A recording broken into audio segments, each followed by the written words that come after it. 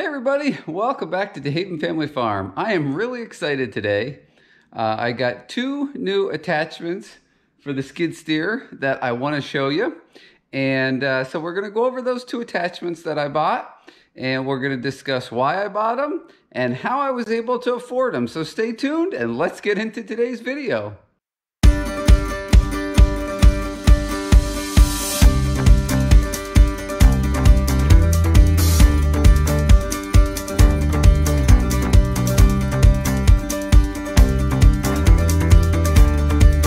So this is the first attachment that I bought.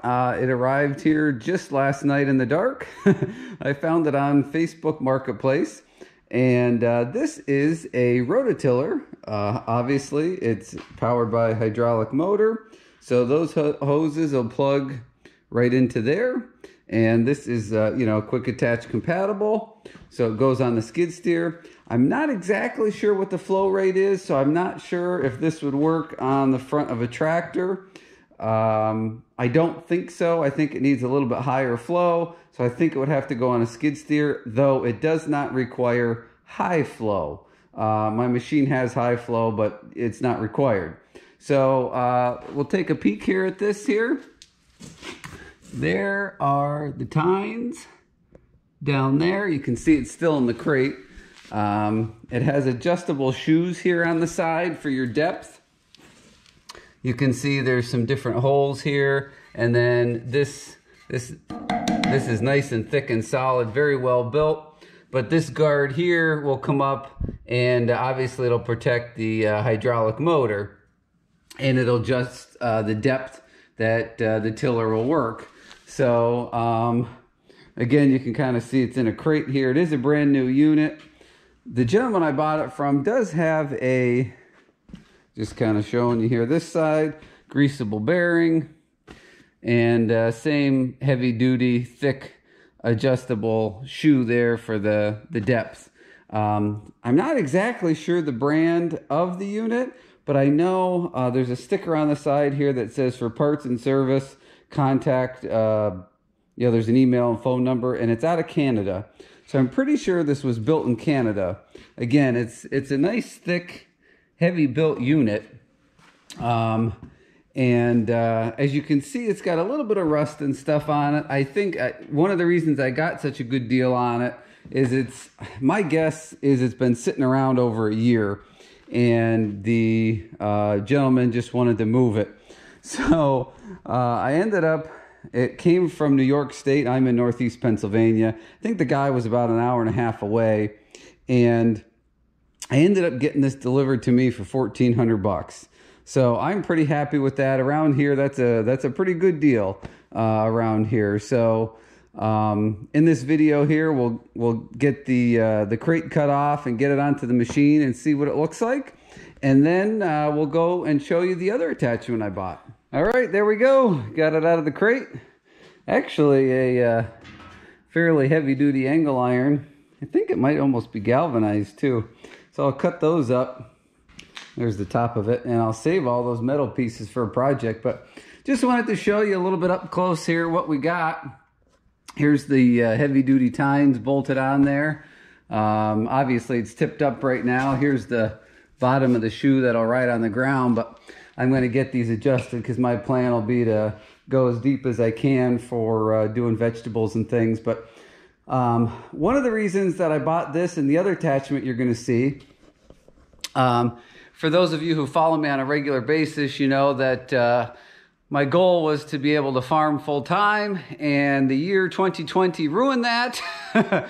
So I have to go back to doing, I used to do landscaping work, and I'm still going to do some of that, but I'm switching gears slightly to kind of land management. So it will include a lot of the same things: driveway repair, drainage issues, things like that, new lawn installations, dirt work. But I want to get into a little bit, offer some different services. And that's part of where this rototiller comes in.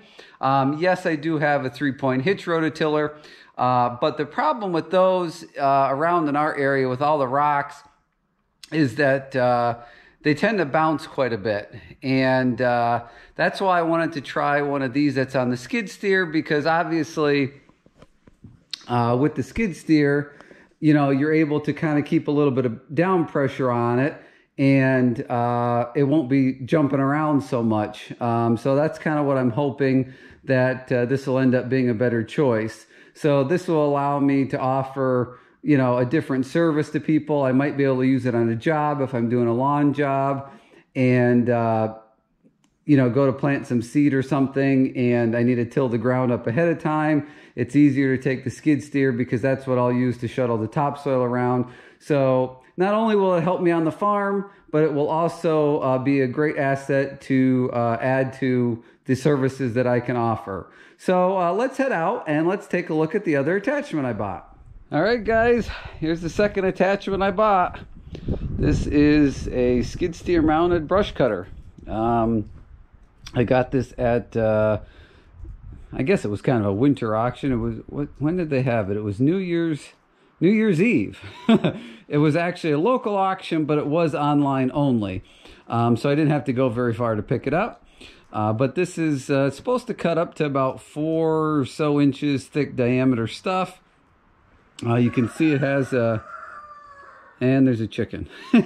You can see it's got this push bar here kind of in the front, and for knocking the brush over and things.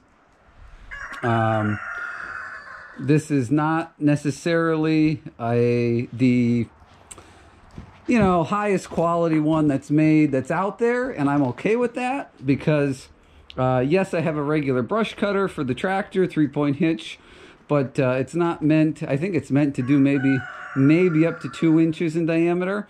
So again, expanding scope of services, I wanted to be able to not only offer something that I could cut some thicker brush, but also being that this mounts to the boom of the skid steer, you know, I can lift it up and almost trim the sides of some tree lines and things like that with it. There's a lot more flexibility with something like this.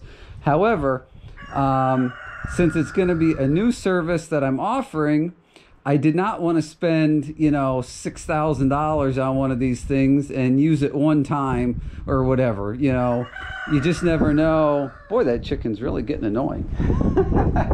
Or excuse me, rooster. That's a rooster.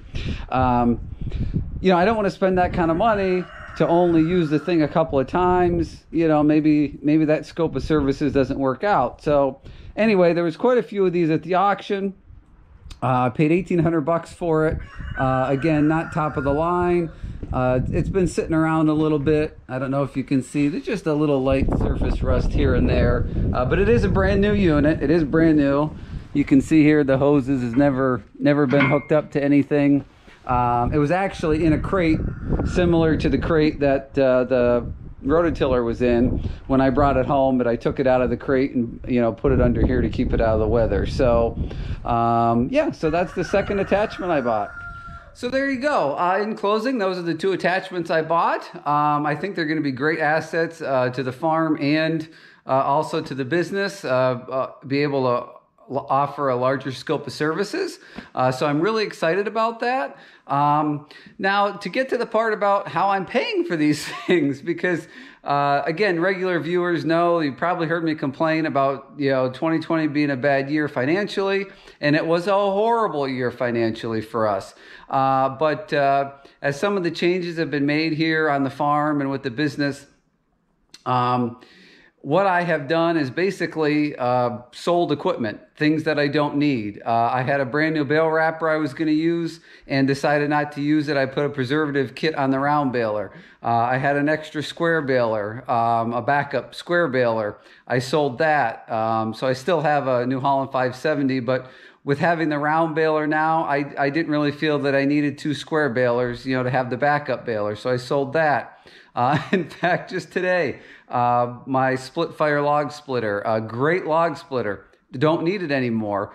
Sold that. So, and I have quite a few other landscaping pieces of equipment that because my scope of services has changed, I don't need anymore. And there's a few farm attachments as well. So that's where the money is coming from to make these changes to the farm and to our land management business. Is basically I'm selling things that are paid for and taking that money to get some equipment to change services, but also to help pay some bills because, again, 2020 was a bad year, so we're trying to get caught up on some stuff. So, you might be wondering, well, you don't have to explain that to us. It's none of our business or whatever. And I appreciate that, but I like to be transparent on the videos because I don't want people who, especially younger people who might be interested in starting a business or starting farming, I don't want them to watch a YouTube channel and just be like, oh, that guy on YouTube, he's got lots of money. His business must be doing great, or he gets paid a lot on YouTube. Like,